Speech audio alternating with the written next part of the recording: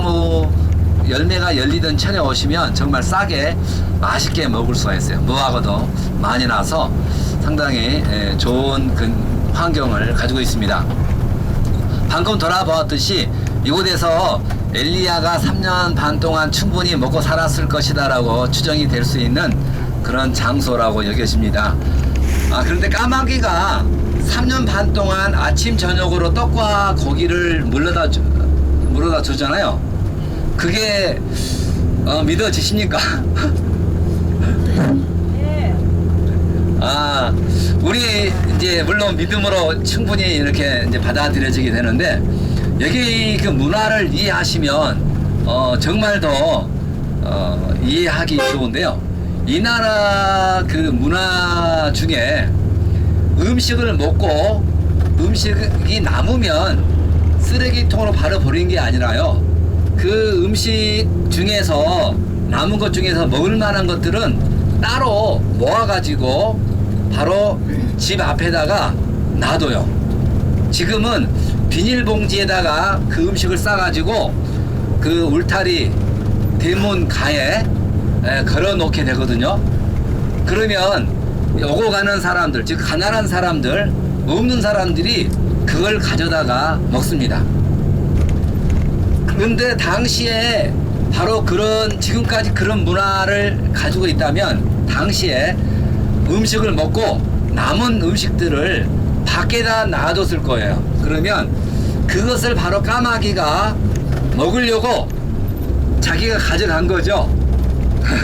그리고 이 물이 있는 시냇가로 왔더니 이제 엘리야가 이거 내 거야 라고 하면서 먹었을 거예요. 물론 성경에는 더 정확하게 말씀합니다.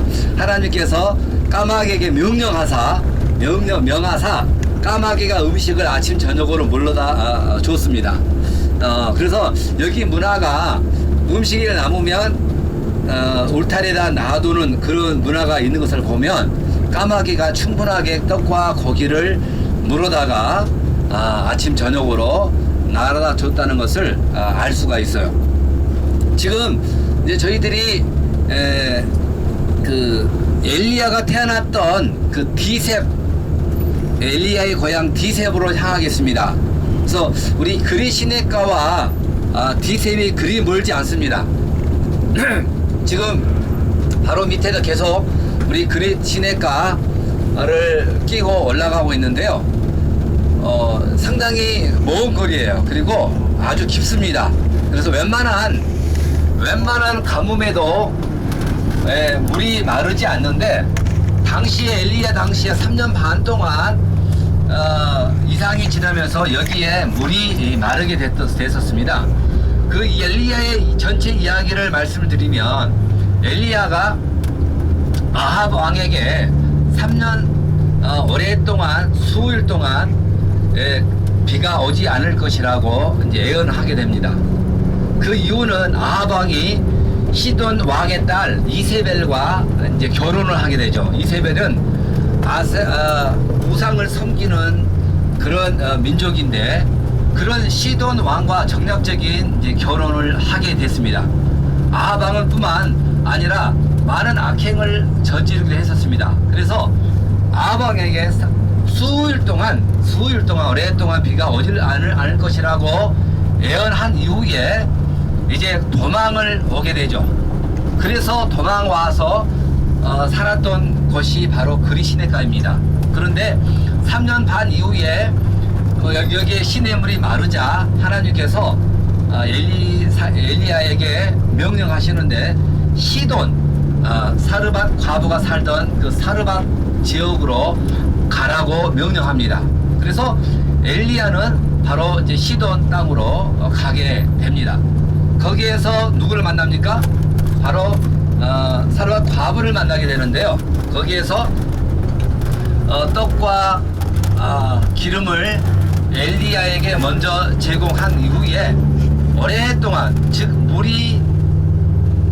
물을 얻을 때까지 그 병이 마르지 않냐고, 떡이 가루가 마르지 않았다고 말씀합니다. 그런데 또 사건이 발생하죠. 바로 과부의 아들이 죽임을 당하게 되는데, 바로 그 과부 아들을 살려주는 그런 기적을 행하기도 합니다. 이후에 아합왕에게 나아가서 즉 그 갈멜산에서 이제 그 850대 1이라는 그 전투를 하게 됩니다. 바알의 선지자 450명, 그 다음에 이세벨의 그 선지자 400명, 즉 850명과 엘리야와 한 사람이 누가 참 하나님인가를 그때 대결하게 되죠. 굳이 말씀을 안 드려도 여러분들 잘 아시죠? 그래서 그때 엘리야가 그 불이 내려서 하나님께 기도할 때 불이 내려서 그 사건을 통해서 바알의 선지 450명을 거기에서 이제 죽이게 됩니다. 그로 인해서 그로 인해서 엘리야는 이세벨에게 엄청난 미움을 받게 됩니다. 이세벨은 다짐을 하게 되는데 뭐라고 다짐을 하냐면 내가 반드시 너를 죽이겠다. 만약 너를 죽이지 아니하면 나의 신이 내게 벌을 내리리라 하면서 이세벨을 엘리야를 반드시 죽이겠다라고 명령을 합니다. 그로 인해서 엘리야는 도망을 가게 되죠. 그것이 바로 광야 브엘세바로 도망을 가게 되는데요. 거기에서 도망을 가서 거기에서 로뎀나무 밑에서 앉아서 이제 죽기를 하나님 앞에 기도하기도 합니다. 그때 하나님께서 그에게 다가와서 일어나 먹으라고 떡과 물 한 병을 건네해 주죠. 그래서 엘리야가 다시 일어나서 떡과 물을 먹고 다시 또 누워서 죽기를 기다릴 때 하나님께서 다시 와서 그를 어루만져 주시고 일어나 먹으라고 말씀하십니다. 그리고 엘리야는 다시 일어나서 그 떡과 물을 먹고 40주 40야를 걸어서 이제 아합보다 먼저 도착하게 되는 그런 사건이 나옵니다. 그리고 이어서 이제 엘리사를 후계자로 이제 삼게 되어지는데요. 지금 그 엘리야의 그 생애를 보게 되어지면 상당히 이제 드라마틱합니다.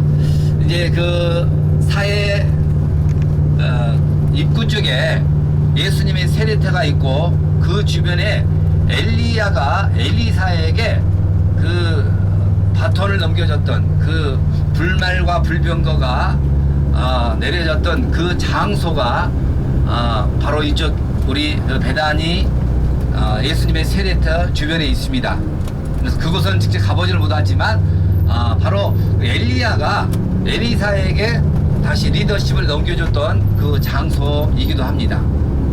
엘리야는 이런 삶을 살면서 하나님 앞에 어떤 그 삶의 한번 교훈을 돌이켜 보면 엘리야가 자기에게 그 미쳤던 그 환경을 보고서 그가 자신의 생명을 보존하고자 브엘세바로 도망을 가게 됩니다. 그 환경, 당시 이세벨이 그를 죽이고자 했던 그 환경을 보고서 그만 두려워한 나머지 브엘세바로 도망을 가게 되는데요.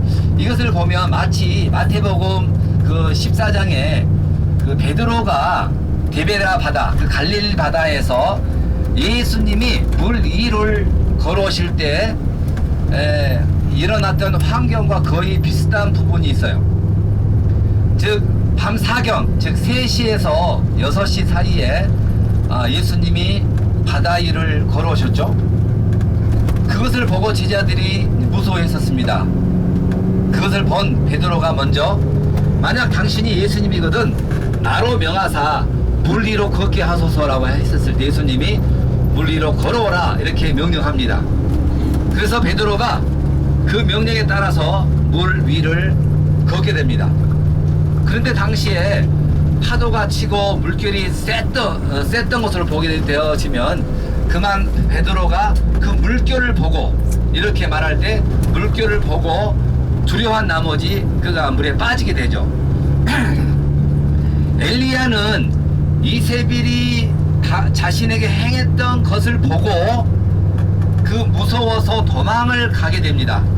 그런데 베드로도 마찬가지로 물결이 일어나는 것을 보고 그만 두려워서 물에 빠지게 되는 그런 상황이 서로에게 공통점이 있는 것을 볼 수 있어요.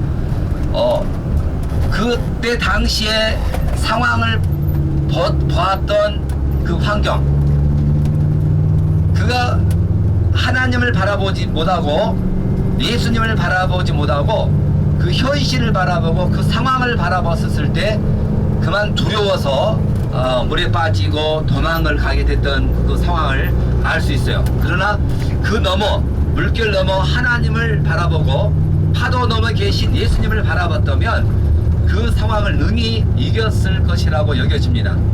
우리가 이것을 통해서 교훈을 받을 수 있다면 내가 당하는 어떤 그런 어려움들, 환경들, 그리고 지금 당하고 있는 어떤 많은 문제들을 그것을 집중하고 그것을 바라보게 되어진다면 우리는 넘어질 수밖에 없는 연약한 존재인 것을 이 교훈을 통해서 알 수 있습니다. 그러나 그 환경과 그 고난과 그 모든 아픔 속에서 우리와 함께 하시고 인도하신 그 예수님을 바라보게 되어진다면 어떤 환경과 어떤 상황 속에서도 우리 능히 이겨낼 수 있다는 것을 이 교훈을 통해서 충분하게 얻을 수가 있습니다. 아멘. 지금 설명하고 있는 그 중간에 우리가 마하나임을 이미 지나와 버렸네요. 마하나임은 애굽이 바단 아람에서 지금 우리가 건너왔던 그 계곡, 그곳이 바로 마하나임이라고 합니다. 이곳에 마하나임이라고 추정되는 곳이 한 세 곳이 있는데요. 세 곳이 있는데 그 중에 하나입니다. 그래서 여기가 될 수도 있고 아닐 수도 있지만 마하나임이라고 여겨진다면 야곱이 그 도망을 나오고 그리고 또 앞에는 그의 그 형제 추적해 온다는 사실을 알았었을 때 앞뒤로 좌우에 그 꽉 막혔던 그 어려운 상황 속에서